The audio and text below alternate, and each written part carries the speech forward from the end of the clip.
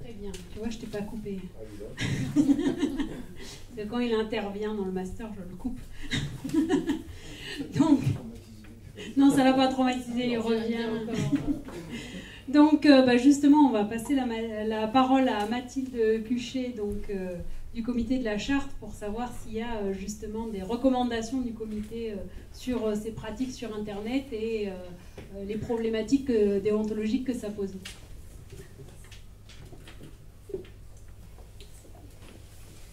Alors moi, ce que j'ai envie d'ajouter à ce que vient de dire Christophe, c'est préserver vos valeurs, mais nous aussi, on voudrait préserver le donateur. Donc en fait, déjà 2 mots sur le comité de la charte pour ceux qui ne connaissent pas. Le comité de la charte, c'est une association qui délivre un label, celui-là, Don en confiance. Suite au contrôle qu'il effectue sur des organisations. Ce contrôle, il s'effectue en fait en fonction d'une déontologie, c'est-à-dire de règles éthiques qui sont propres au secteur associatif. Voilà. Donc j'ai déposé des chartes déontologiques à l'entrée si ça vous intéresse. Bon, c'est un peu rébarbatif, mais du coup, comme je ne vais pas rentrer dans le détail de nos règles sur la collecte, ça peut vous... et elles sont aussi sur notre site internet, puisque... Tu nous l'as bien rendu.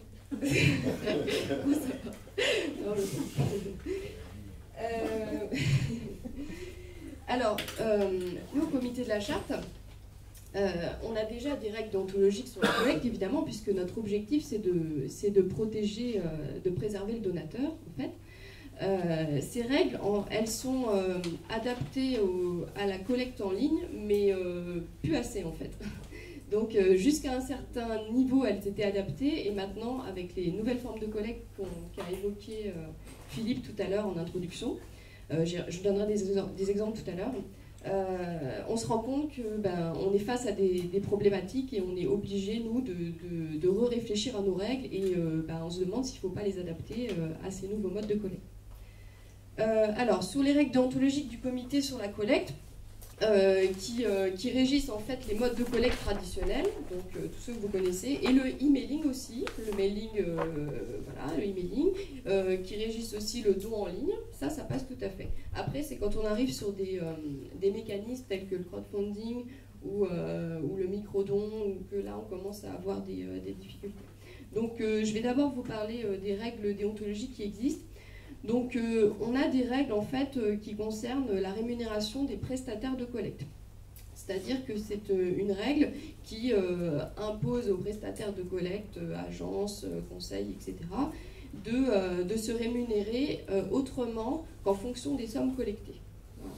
Donc cette règle, elle a été... je m'attarde un peu sur cette règle parce que c'est justement une règle qui nous pose problème maintenant pour les nouvelles formes de collecte. Donc c'est une règle qui a été créée au comité dans le but de protéger le donateur contre des formes de sursollicitation, dans la mesure où il y a, à un moment donné, il y a eu, avec l'arrivée des prestataires de collecte, il y a eu des tarifs qui ont été proposés, qui étaient ceux qui étaient calqués sur le secteur privé et qui étaient prohibitifs, ou qui étaient calqués sur rien parce que c'était nouveau. Et voilà, cette règle a été créée. On a pu la faire appliquer jusqu'à récemment avec la collecte en ligne et le e-mailing. Par contre, là, avec les nouveaux modes de collecte, ça devient un peu plus compliqué. Donc j'y reviendrai après. Donc bien sûr, ensuite, on a des règles sur le respect de l'affectation des dons. On a des règles sur l'information des donateurs lors d'une opération de collecte. Je ne détaille pas, hein, vous irez voir parce que c'est vraiment... Il y en a beaucoup. On a des règles aussi sur le respect de la protection des données personnelles. En fait, c'est les règles de la CNIL. On a des règles aussi de respect de la concurrence et prévention des conflits d'intérêts. Donc ça, c'est des règles en fait qui sont aussi valables pour un appel d'offres traditionnel. Traditionnel, un appel d'offres sur un autre prestataire qu'un prestataire de collecte. Et on a aussi une règle, et ça c'est aussi important, je vais y revenir juste après, sur la maîtrise des opérations de collecte par la gouvernance de l'organisation. Ça c'est une règle assez importante qu'on a retravaillée il y a 3 ans et qui connaît quelques failles avec les nouveaux modes de collecte. Voilà. Alors, avec donc notamment l'apparition, c'est surtout le phénomène crowdfunding qui nous conduit en fait aujourd'hui à de nouveaux enjeux. à nous demander comment protéger encore le donateur avec ces nouveaux modes de collecte. Même si, bon, pour le coup, c'est pas encore trop développé, comme l'ont dit les autres intervenants. Alors, nous, on a identifié 3 zones de risque, en fait. La première, elle concerne la rémunération des prestataires de collecte, ce que je viens de dire. Alors, pour vous donner un exemple, donc cette règle qui en fait interdit aux prestataires de collecte de se rémunérer sur le montant des sommes collectées, on a un vrai problème avec les opérations de micro-dons. Par exemple, on a eu à discuter avec The Give, je pense que vous connaissez, pour ceux qui font la collecte, vous connaissez bien. The Give, c'est une forme de don à l'arrondi, et du coup, les montants sont très très faibles. Comment on peut demander à un prestataire de se faire payer 1 € sur un don qui est de 10 centimes, voilà. C'est totalement impossible. Donc on a cette problématique aujourd'hui du développement de l'arrondi en ligne. On a aussi une autre problématique à ce sujet, le fait que certaines plateformes nous ont informé du fait que leurs coûts étaient beaucoup plus liés à des effets de pourcentage. Bon, je ne peux pas vous donner le détail parce que je ne le connais pas, mais en tout cas, elles nous ont expliqué que selon leur modèle économique, c'était compliqué d'être rémunéré au forfait comme pourrait le faire une agence de collecte sur d'autres opérations en fait, de collecte. Voilà. Donc je pense que vous pourrez du coup compléter là-dessus parce que voilà, c'est pas, moi je ne suis pas spécialiste de la collecte.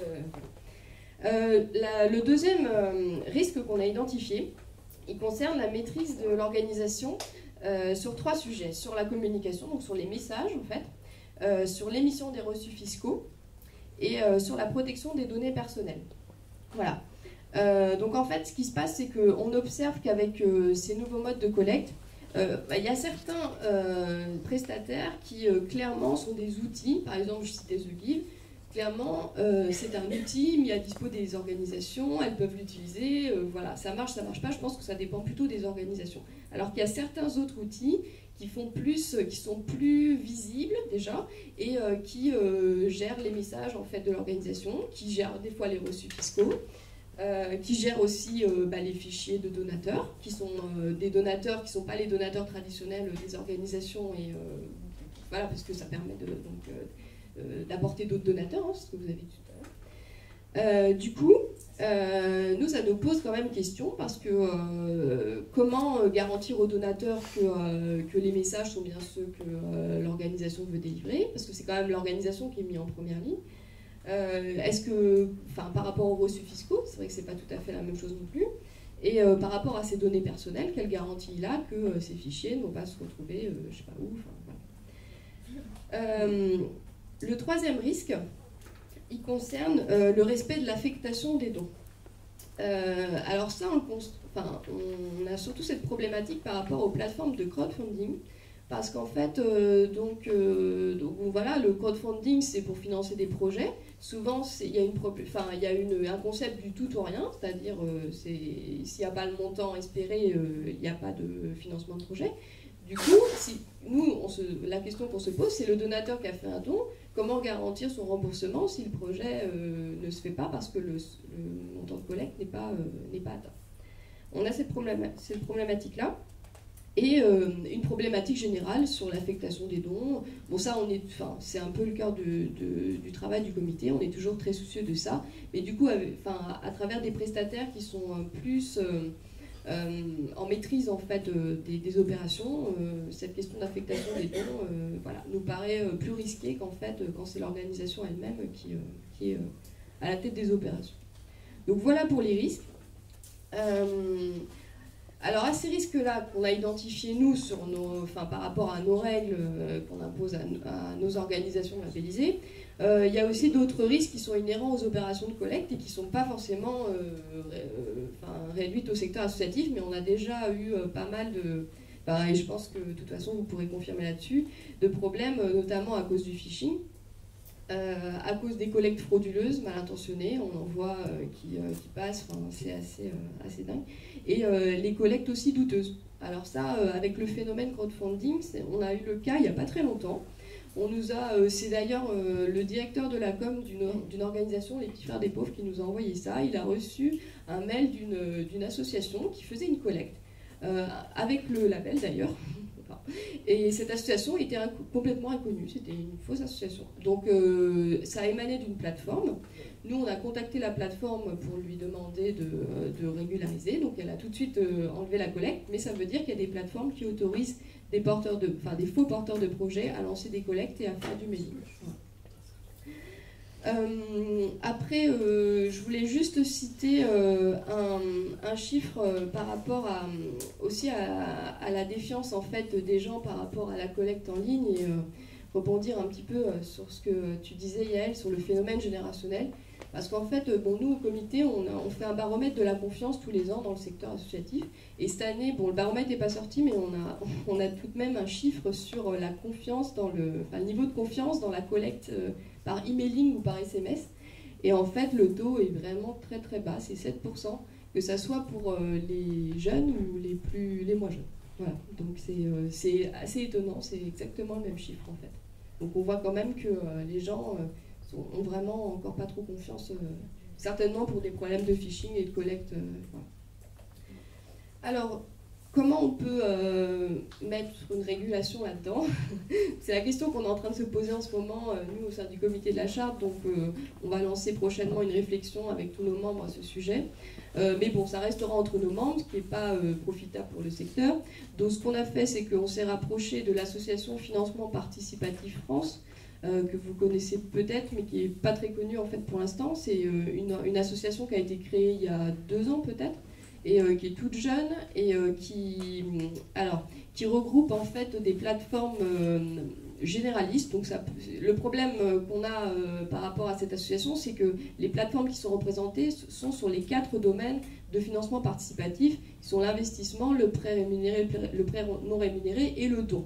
Et en fait, déjà, la législation est plus importante sur les autres secteurs que sur le don, mais en plus, ces plateformes, souvent, elles sont généralistes, et du coup, c'est difficile de dialoguer avec elles seulement sur la problématique du don. Quoi qu'il en soit, ils ont déjà une charte qu'ils ont mise sur leur site, une charte déontologique, mais ils essayent de produire une déontologie par type de financement participatif, et nous... on essaye de les soutenir dans cette voie-là parce qu'on pense que c'est important qu'il y ait une régulation au niveau des plateformes de financement participatif pour le don. Voilà. Après, on essaye de se concerter avec nos collègues du secteur sur cette problématique-là. On sera au forum des associations avec Yael et l'association des fundraisers pour parler de la collecte. Voilà, je pense que ces sujets-là reviendront aussi beaucoup. Voilà, pour l'instant, on n'a pas fini d'en parler. Voilà.